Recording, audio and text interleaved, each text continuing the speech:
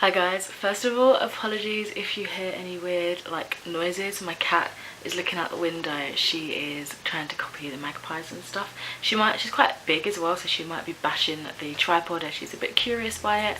But anyway, today I'm here to do my book versus film showdown. This is the second one in this. It's either book versus TV show showdown or book versus film. It depends if it's a TV show or a film, where I talk about the book to something and the film or TV adaptation. So this time round, as the title says, it is for Bird Box, which recently had its Netflix original film adapted from the book.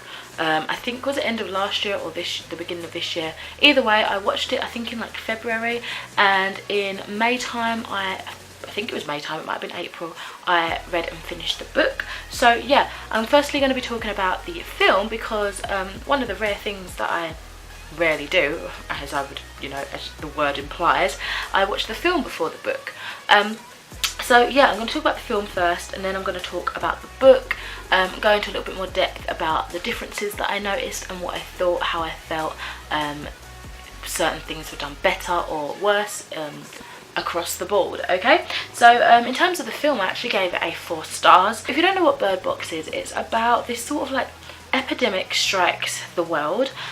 People slowly and surely are going crazy by seeing something outside.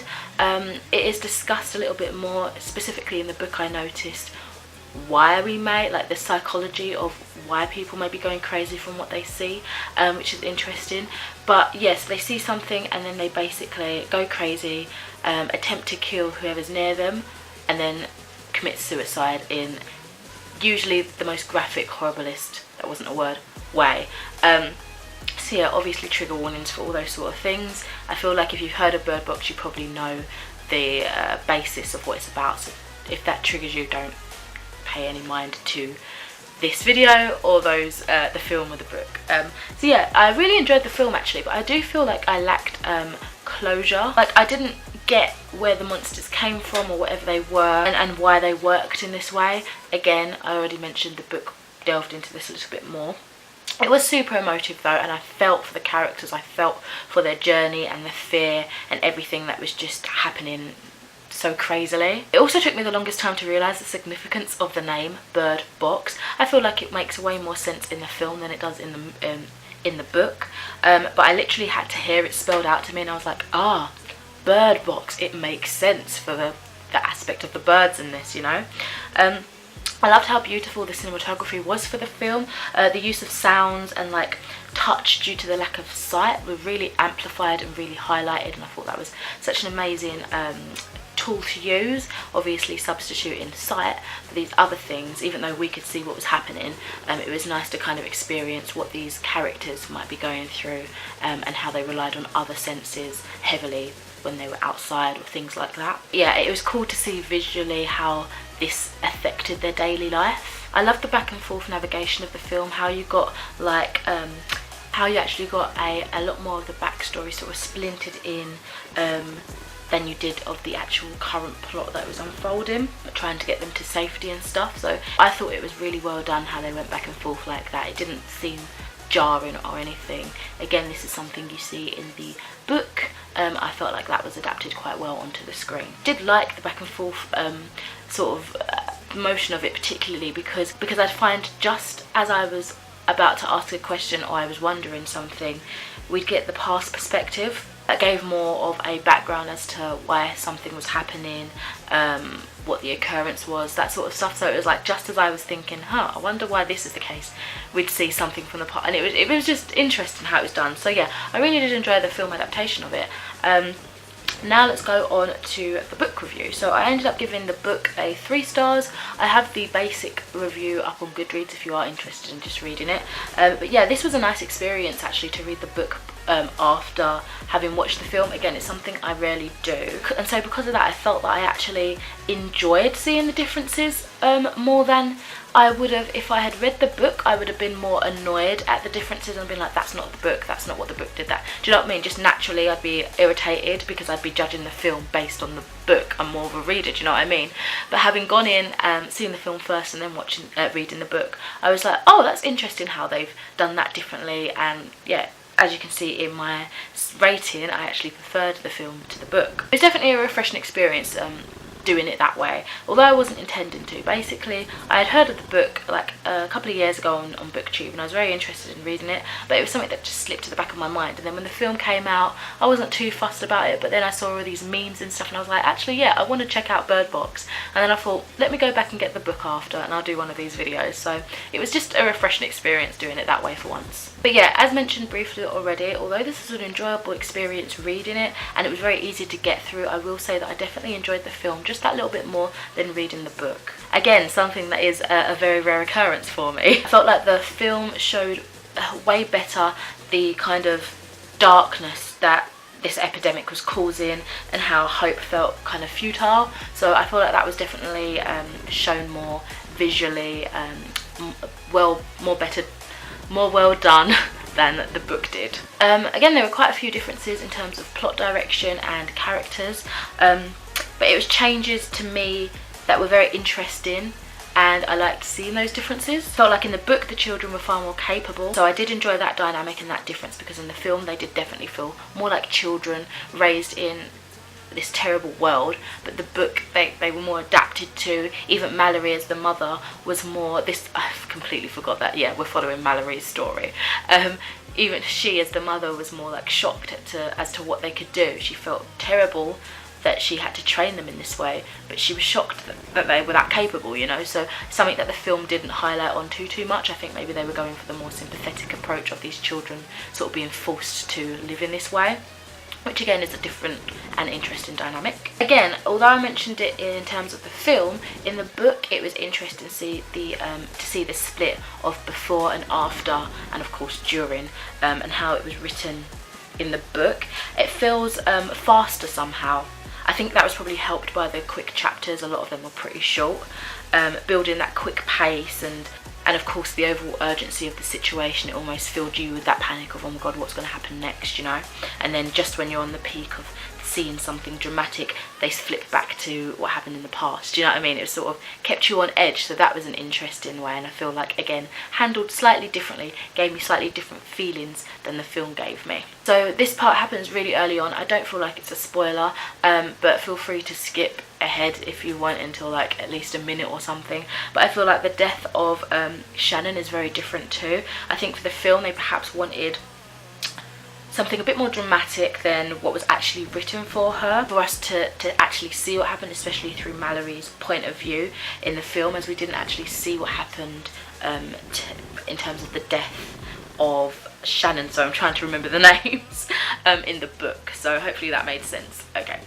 The house Mallory lives in for the majority of the story was approached in a different way entirely, so I am going to say actually that this is going to be the spoilery section now. Talk about them in depth now, so if you haven't, you know, read the book or watched the film and you're not interested in the actual deeply comparison, then you can X out now if you'd like to. But yeah, back to what I was saying about the house. Interestingly, in the film she's sort of dragged into this house by people trying to save her after witnessing the death of the sister, but in the book it's kind of got to in a complete different way. She's sort of trying to find, she hears an ad in the newspaper or something and goes to them. So it's very interesting. I feel like both had more impactful ways.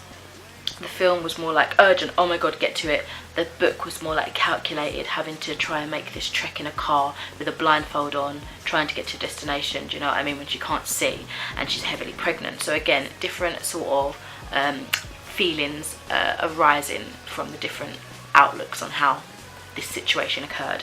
Interesting again that the change of ethnicity in the characters, such as Tom in the film is a black character. I feel like the producers probably wanted to have a little go at diversity. they wanted to encourage that most likely, because it sounds like in the book it's pretty much an all white cast. Correct me if I'm wrong, but I'm pretty sure. So I actually appreciate them adding a bit of diversity. I think they had an Asian character as well. I feel like someone was of Hispanic. They had a character in the film who was a cop. I feel like she was of Hispanic background. Again, I may be wrong, but yeah, I appreciated the adding of, you know, different people, because not everybody is white. Do you know what I mean? Like, duh.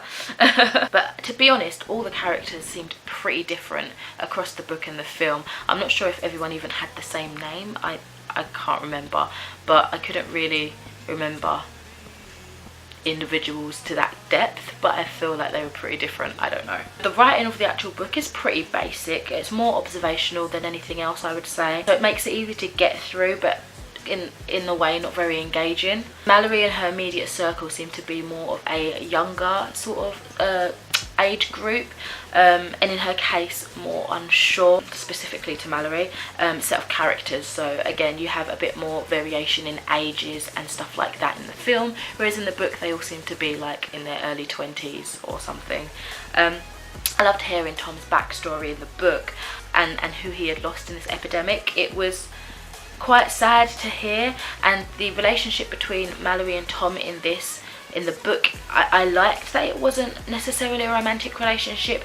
It never really got that far, it never really had a chance to get that far, but it was a really lovely bond, whereas in the film it was a straight up sort of romantic relationship. They ended up living together after everyone like had died for a while, until he sacrificed himself, which is something, I don't know, I wish they could have got out together, but I don't know, sometimes sacrifices are needed, but sometimes I feel like it's an annoying trope, do you know what I mean? But yeah, they don't actually seem to have much use of this bird box until much later in the book, which is kind of annoying. It's a far different experience that leads to them. In the film, we watched the group navigate quite haphazardly into a supermarket to replenish their stock, and then they come across these little birds and think, you know, we can use them or whatever.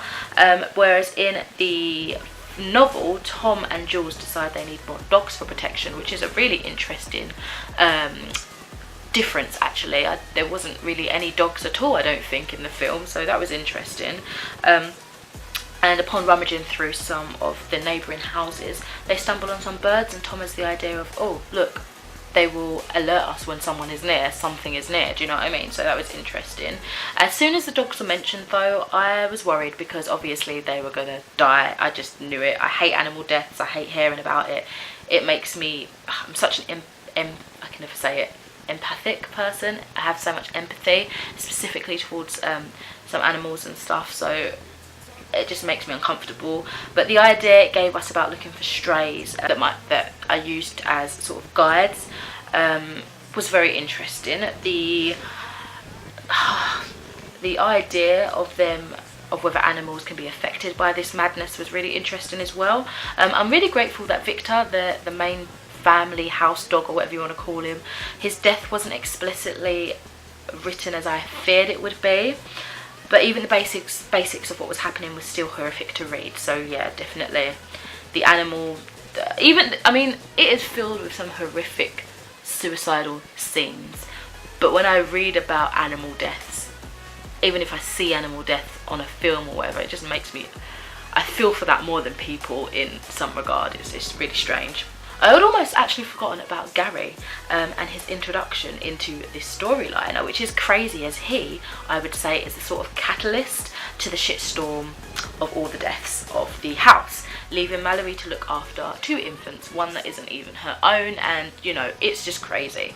So interesting to see that in the novel, Mallory discovers that he has seen the creatures through this like notebook journal that he claims isn't his. But in the film, she discovers, I think he's still carrying like this briefcase, but she discovers drawings of them, like frantic sketches of the creatures, like really crazed. Perhaps in the film this gives it more like a visual look that was better suited to like cinematic opportunity, whereas in the book, discovering like written like accounts of stuff, of beliefs that these creatures aren't evil, that they're not here to harm us, that was more of like a calculated, again, story driven plot to use in an actual novel, you know what I mean? Also, probably the idea of seeing them in the film, like seeing these drawings, may have inspired some idea of what these creatures looked like. Fearing people wouldn't be satisfied not knowing what these people were seeing before they died, do you know what I mean? Because I know I would be a little bit annoyed if I didn't see what they might have been seeing, do you know what I mean? It was interesting again in the book to see how the house was trying to progress into spending more time in the new outside. They were trying to sort of adapt and live in this new horrible world, whereas in the film it was more about surviving in the actual house and then later getting to another point of safety when that house was no longer able to fulfill that role, and not trying to deal with how the world has changed and adapting to it like the characters in the book seem to do. I don't know what's happening with my arm. I like how emotional this book made me, in the sense of when during the labour scene I felt so much panic, like when Mallory and Olympia didn't know what was going on downstairs.